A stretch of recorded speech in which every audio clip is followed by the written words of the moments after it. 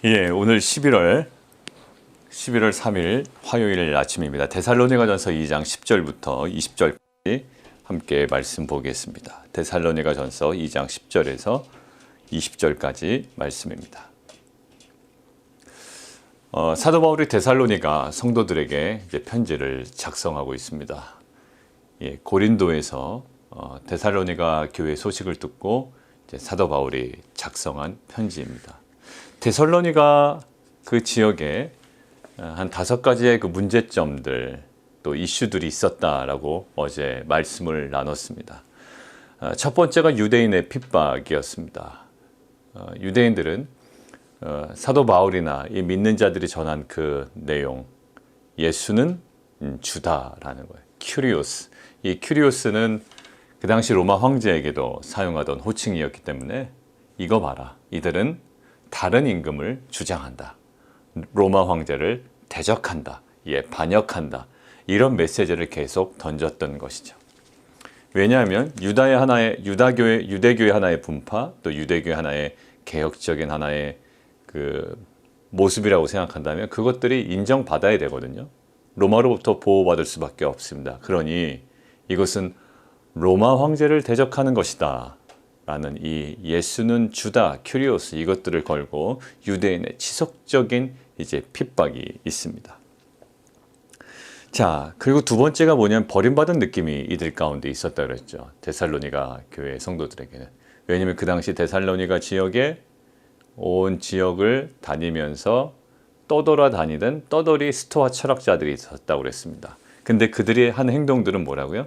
지식의 파편들은 전합니다. 지혜의 파편들은 전하지만 그들의 권면은 간삼이나 부정에서 나오고 또 사람에게 아첨하는 말이나 탐심의 탈을 쓴다라는 그런 뉘앙스로 어제 자신의 행동과 비교했습니다.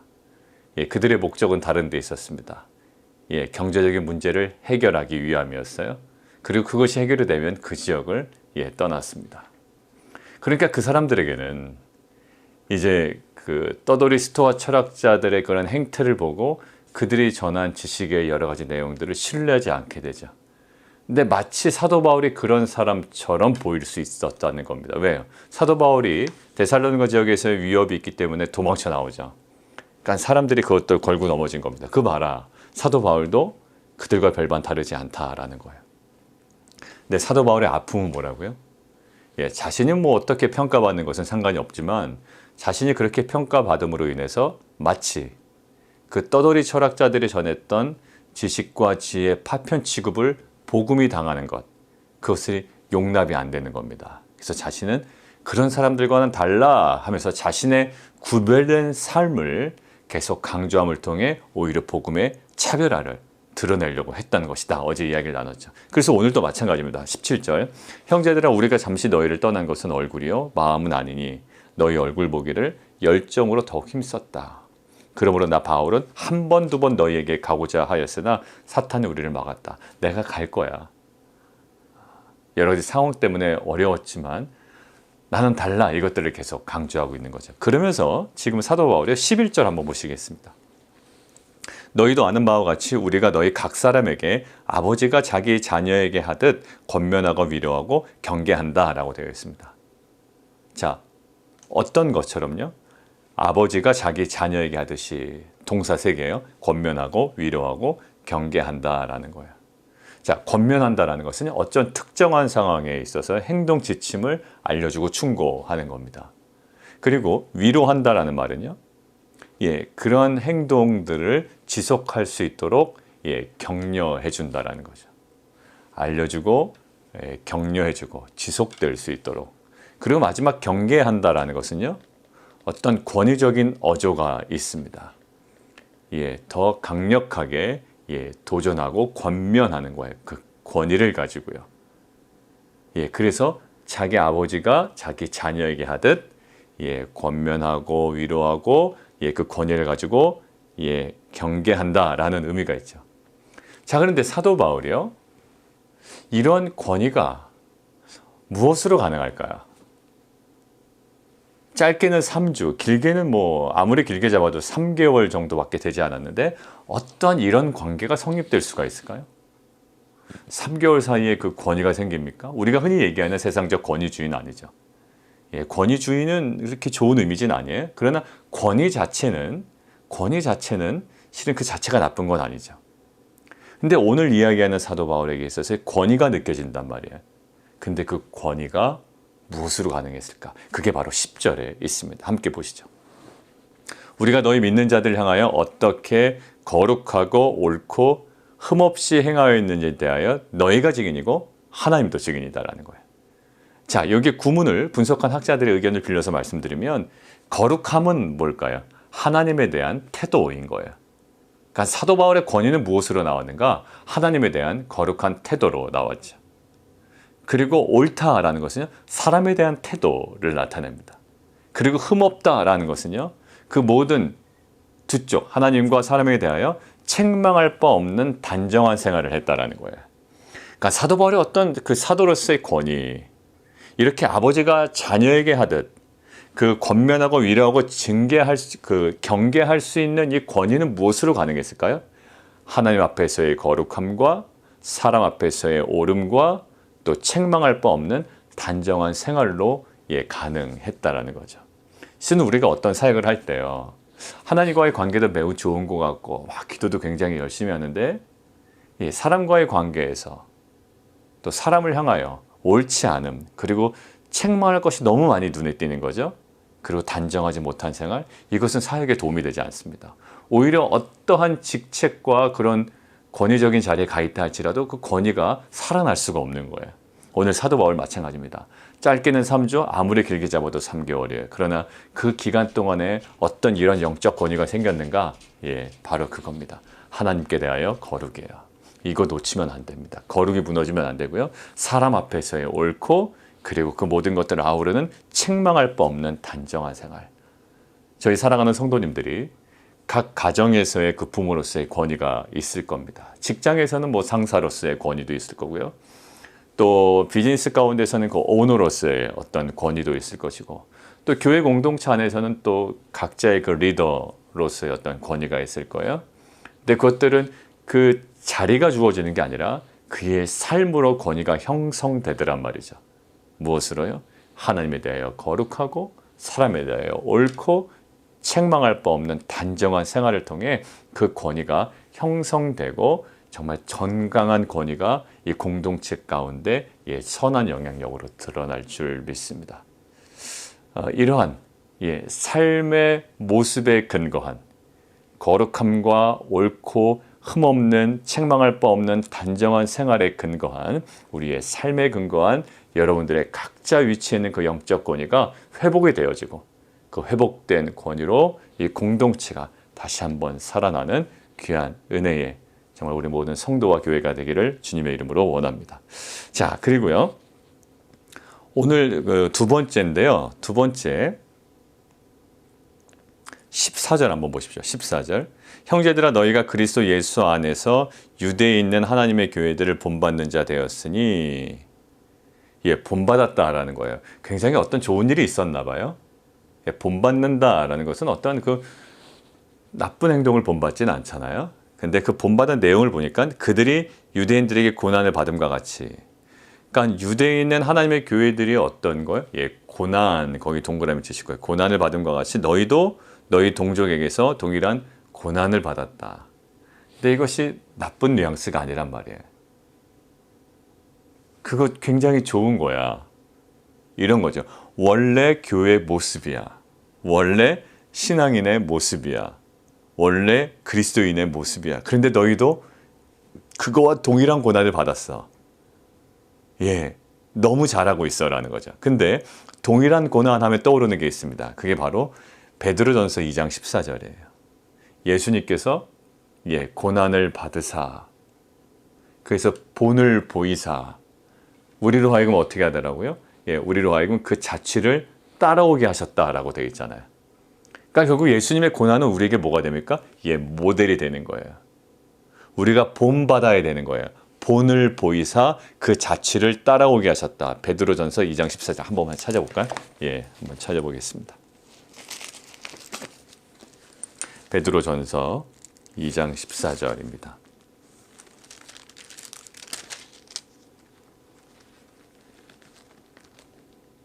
14절이 아니네요. 베드로전서 2장 21절이네요. 베드로전서 2장 21절 죄송합니다. 자, 여기 이렇게 써 있죠. 이를 위하여 너희가 부르심을 받았으니 그리스도도 너희를 위하여 고난을 받으사 너희에게 본을 끼쳐 그 자취를 따라오게 하려 하였느니라. 예, 주님께서 먼저 본을 보이셨고요. 우리로 하여금 그 자취를 따라오게 하셨대요. 그것은 뭐다? 우리가 따라야 할 길이는 거예요. 근데 오늘 성도들에게 얘기합니다. 너희가 그것들을 잘 본받았다. 고난을 받는다. 예, 좋은 의미를 사용하고 있죠. 근데 우리는 막상 좋지 않아요. 왜? 고난 받는 게 쉽지가 않거든요. 그런데 지금 이 사도 바울이요. 지금 13절. 우리가 하나님께 끊임없이 감사한다. 왜? 고난받는 그들 향하여 왜 감사할까요? 왜 감사하고 기뻐하고 소망 가운데 있을까요? 그들이 고난받고 있음에도 불구하고 그 핵심이 13절에 있습니다. 너희가 우리에게 들은 하나님의 말씀을 받을 때 사람의 말로 받지 아니하고 하나님의 말씀으로 받음이니 받음 거기 밑줄 그어놓으시고 이것은 단순히 어떤 것을 그냥 의미 없이 받는 것이 아니라요 열렬한 마음으로 기뻐하는 마음으로 수용하고 중심으로 받아들이는 거야. 너무 기쁜 마음으로 받아들인다라는 거죠. 무엇을요?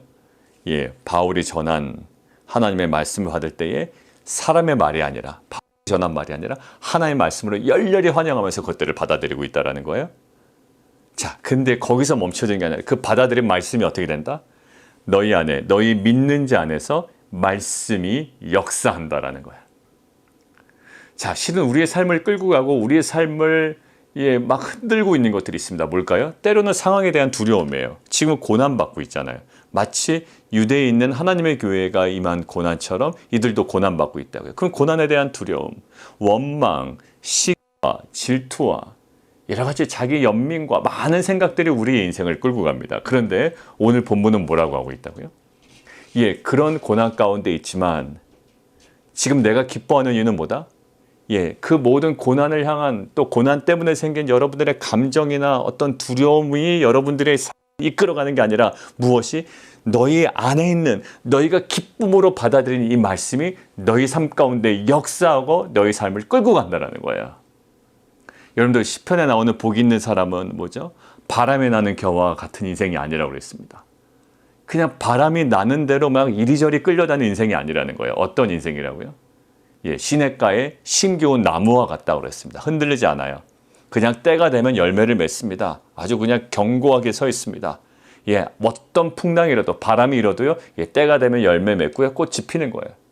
꽃이 먼저 피죠. 꽃이 피고 열매가 맺는 거예요. 자, 뭘까요? 어떤 인생이라고요? 여호와의 말씀을 주야로 묵상하는 자로다라는 거예요. 뭐가 역사하는 인생? 말씀이 역사하는 인생입니다. 여러분들 오늘 사도 바울이 이 데살로니가 교회 성도들 지금 자신이 떠났기 때문에 이 허전한 마음에 있는 사람 그리고 또 상황은 또 고난 가운데 있는 사람들에게 기뻐한다라고 내가 감사한다라고 얘기하는데 무엇이요? 상황이 좋아져서가 아니에요. 경제적인 풍요로움이 임해서가 아닙니다. 물론 그것 때문에도 좋아할 수 있죠. 그러나 지금 사도 바울이 궁극적으로 소망하고 기뻐하고 감사하는 것은요. 그들 가운데 말씀이 역사한다라는 거죠. 말씀이 역사한다. 자, 여러분들 사도 바울이요. 2차 전도여행 마치고 이제 3차 전도여행 마치고 이제 복귀해야 됩니다. 예루살렘으로 가는 거예요. 그때 마지막으로 에베소 장로들을 불러 모아요. 그러면서 이제 이야기를 합니다. 자, 그 부분을 제가 읽어 드릴게요. 사도행전 20장 32절입니다. 사도행전 20장 32절 제가 읽어드리겠습니다.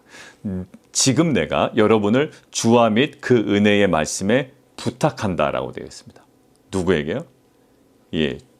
내가 여러분을 부탁합니다. 내가 떠납니다. 마치 지금 데살로니가 교회를 떠난 사도 바울의 심정이었을 거예요. 내가 지금 떠납니다. 이제 당신을 다시 보지는 못할 수도 있습니다. 뒤에 그렇게 얘기하거든요. 근데 내가 당신들을 어디다 부탁을 하겠습니다. 누구에게 부탁할까요? 동네 옆집 아저씨한테 부탁할 수도 없고요. 지금 사도 바울이 이렇게 얘기합니다. 내가 여러분을 주와 그 은혜의 말씀에 부탁한다. 어디에? 말씀에 부탁한다. 근데 뒤에가 중요합니다. 그 말씀이 여러분을 능히 든든히 세우사 거룩하게 하심을 입은 모든 자 가운데 기업이 있게 하시리라. 지금 주도적으로 뭐가 역사할 거다? 당신들 가운데 말씀이 역사할 거라는 거야. 여러분들 지금 여러 가지 모든 상황 가운데 있고 내가 떠나서 마음이 허전하고 많은 것들 저도 불안합니다. 그렇지만 당신을 내가 누구에게 부탁한다? 어떤 사람이 아니라 주와 및 그 말씀에 여러분들을 맡깁니다. 부탁합니다. 그리고 말씀이 여러분들을 능히 세울 겁니다. 모든 자 가운데 기업이 있게 할 겁니다. 결국 뭐라고요? 어떤 인생?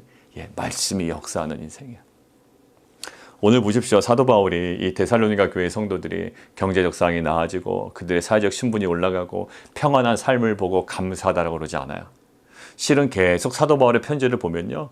그들이 고난 가운데 신앙을 지킨 것, 그것에 대해 감사하고 있어요. 지금 오늘 보십시오. 너희가 고난 받아. 근데 예수님 받은 고난이고 지금 유대에 있는 하나님의 교회가 받은 고난이야. 동일한 고난. 잘 본받은 거야. 잘 가고 있는 거야. 원래 그런 거야. 그런데 그것에 너희가 흔들리지 아니하고 그 어떤 두려움이나 그 마음의 번민가 인생이 흔들리는 것이 아니라 무엇으로? 너희가 받아들인 열정적으로 기쁨으로 받아들인 그 말씀이 너희 안에 역사한다는 거죠. 사랑하는 성도 여러분들, 우리가 코비드-19 때문에 많은 것들 어려움 가운데 있습니다. 또 뭐 큰 어려움은 아니더라도 우리 안에 순간순간 관계적인 어려움이든 여러 가지 갈등이건 상황 때문에 힘들어할 때가 있단 말이죠. 근데 그때 우리가 붙잡고 가야 될 건 뭘까요? 내 삶에 말씀이 들어오게 하는 거예요. 내 판단과 내 결정과 사람들의 여러 가지 메시지가 나의 삶을 이끌어가는 것이 아니라 누가? 말씀이 역사하는 거죠. 그러니까 내가 말씀 앞에 나아갈 때 하나님께서 분명한 소망의 말씀과 단순히 그냥 잘 된다라는 게 아니라 하나님께서 분명한 그림을 우리에게 보여주실 거고요. 그것이 희미하게 보일지라도 하나님은 분명히 말씀을 성취하신 분이다라는 그 믿음이 있죠. 그러니까 우리 자녀들에게도 평생에 어느 길을 가든지 간에 하나님의 말씀을 붙잡고 가며 하나님의 말씀이라면 전적으로 기뻐하면서 열렬히 환영하는 마음으로 수용하고 받아들이고 결국에는 그들의 인생이요 상황이 또 세상이 끌고 가는 대로 끌려가는 게 아니라 그 안에 그 심령 가운데 역사하는 말씀에 끌고 가는 역사가 그 인생을 드리븐하는 그 드라이브하는 정말 귀한 복된 인생 되기를 원합니다. 오늘 정리하겠습니다. 사도 바울에게는 권위가 있었습니다. 이거 자칫 잘못하면 권위주의가 되는 거거든요. 근데 권위주의가 되지 아니하고 건강한 권위로 이렇게 자리매김할 수 있었던 건 왜 그럴까요? 하나님을 향한 거룩함, 사람을 향한 옳음, 그리고 책망할 바 없는 단정한 생활이 그의 권위의 근간이었습니다. 그리고요, 오늘 사도 바울은 고난받는 그들에게 오히려 감사합니다. 왜 그럴까요? 고난받기 때문에가 아니라요. 고난 중에서도 뭐가 역사하기 때문에? 말씀이 역사하기 때문에. 사랑하는 성도 여러분들, 이러한 우리의 삶의 온전한 모습을 통하여 거룩과 옳음과 흠없이 행하는 것을 근간으로 한 우리가 처한 모든 공동체 가운데에 정말 그 영적 권위가 회복되는 귀한 성도들 되기를 원하고 또 어떠한 고난과 어려움 가운데 있을지라도 그것은 하나님께서 우리에게 본을 보이신 주님께서 우리에게 본을 보이신 정말 소중한 자리임을 알아. 우리가 그 자취를 따라가되 결국 우리가 그것 때문에 번민하는 자들이 아니라 우리 안에 역사하는 말씀으로 인하여 다시 한번 소망 가운데 걸어가는 귀한 공동체 되기를 원합니다. 우리 함께 기도하겠습니다. 살아계신 하나님, 우리 각자의 위치에 있는 또 가정과 직장과 사업 가운데 있는 또 우리에게 주어진 그 권위를 하나님을 향한 거룩과 사람을 향한 그 옳음과 또 책망할 바 없는 단정한 생활로 그 귀한 그 영적 권위를 통하여 이 공동체에 선한 영향력을 끼치는 귀한 성도들 되게 도와 주옵소서. 고난 가운데 있는 데살로니가 성도들이고 마음이 허전하고 외로움 가운데 있는 성도들이지만 사도 바울은 감사하고 기뻐하고 소망 가운데 가고 있습니다. 그 이유는 단 한 가지입니다. 그들이 말씀을 받아들이고 열렬히 환영하며 중심에 모시고 결국 그 심령 가운데 있는 말씀이 그들의 삶을 이끌고 가기 때문입니다. 하나님, 우리 안에 두려움이나 열등감이나 갈등과 번민이나 시기와 질투와 여러 가지 마음이 우리의 삶을 끌고 가는 것이 아니라 오직 여호와 하나님의 말씀이 우리 안에 역사하는 은혜의 공동체 되게 도와 주시옵소서. 내가 여러분을 주와 및 그 은혜의 말씀에 부탁하노니 그 말씀이 여러분을 능히 든든히 세우사 거룩하심을 입은 모든 자 가운데 기업이 있게 하시리라. 이 은혜가 이 말씀의 역사하심에 빛과 소금 공동체 모든 성도들의 삶과 또 자녀들 가운데 임하게 하여 주옵소서. 예수 그리스도 이름으로 기도드리옵나이다. 아멘.